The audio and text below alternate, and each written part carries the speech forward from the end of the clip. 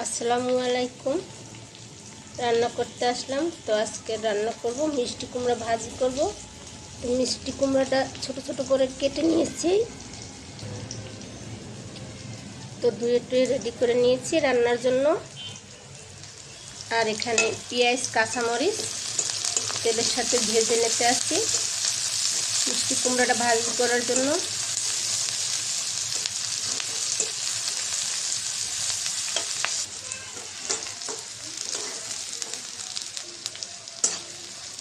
পেঁয়াজ কাঁচামরিচ ভাজা হয়েছে, মিষ্টি কুমড়াটা দিয়ে দিলাম,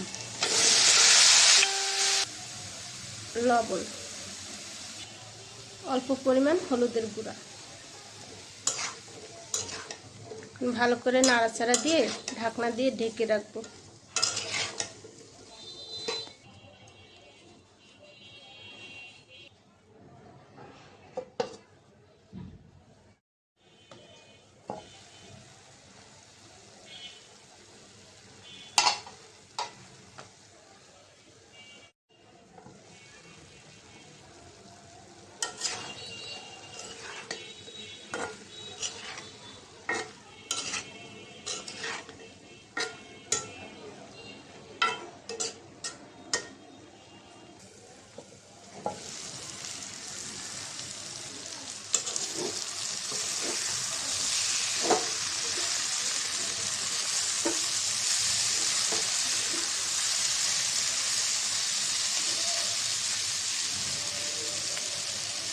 আর ঢাকনা দেওয়ার দরকার নেই, মিষ্টি কুমড়াটা যে সিদ্ধ হয়ে গেছে। মিষ্টি কুমড়া তো সিদ্ধ হতে বেশি সময় লাগে না,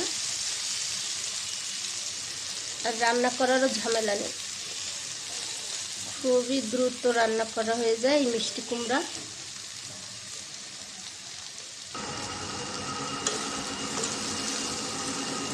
তো মিষ্টি কুমড়া ভাজি হয়ে গেছে, নামিয়ে নিব। এখন বাটিতে তুলে নিব।